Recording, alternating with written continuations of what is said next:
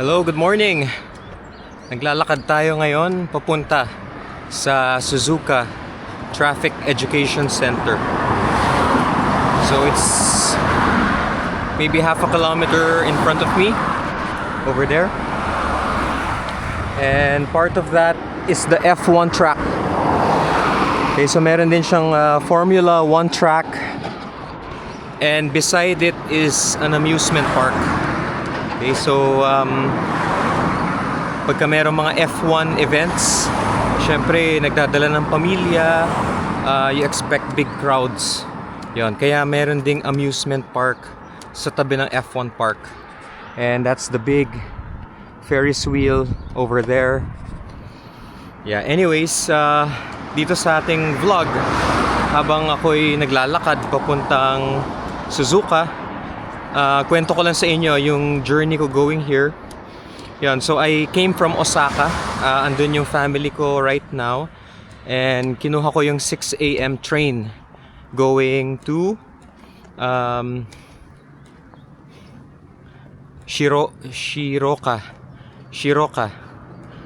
Yan, I took the 6 o'clock train from Osaka going to Shiroko. Yan, and it's a limited express.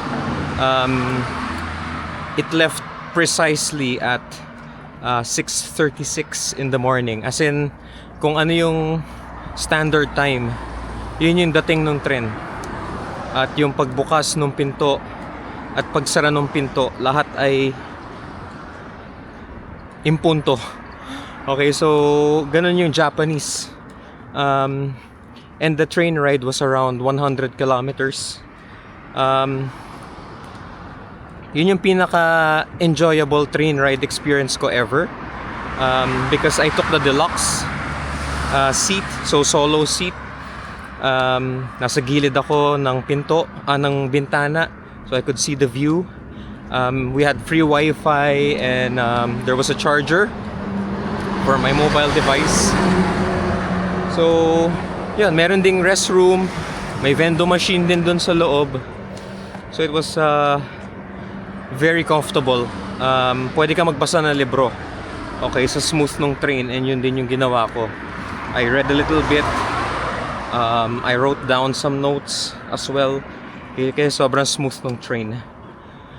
Yun, and then pagka baba ko ng Shiroka Station, pwede ako magbus, pero the bus kind of left. Malaki yung interval ng bus. So parang pinili ko na lang na maglakad. Meron din taxi, pero hindi ako magta-taxi dahil mag-isa lang naman din ako. Meron din bisikleta.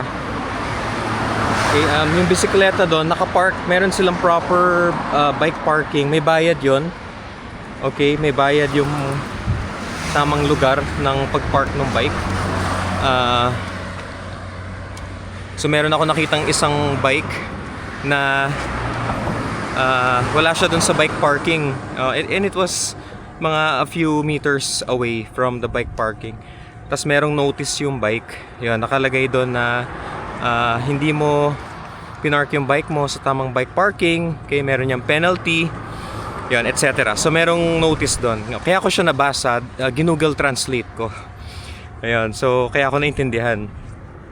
And kaya ako binasa yung bike. Okay, kasi napansin ko nga na the bike was medyo nag-iisa siya, and it was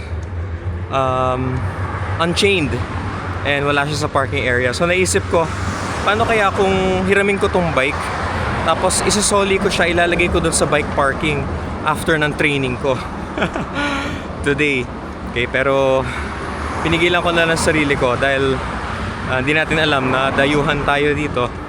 Baka mapunta pa tayo sa local news mamaya, ano. Isipin nila nagnenok tayo ng bike. So ayun, I'm walking. It's a 4.9 kilometer walk. Yun. Kita nyo, may mga motorcycles sa tayo naririnig. Oh, and this is it.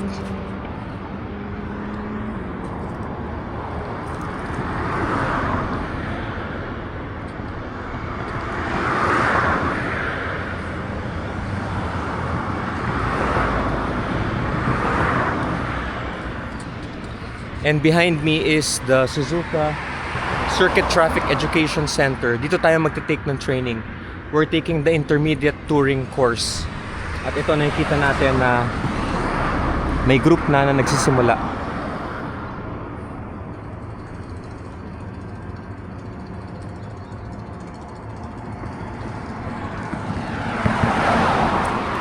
Anyways, I'm gonna cut short the video. Papasok na ako sa loob.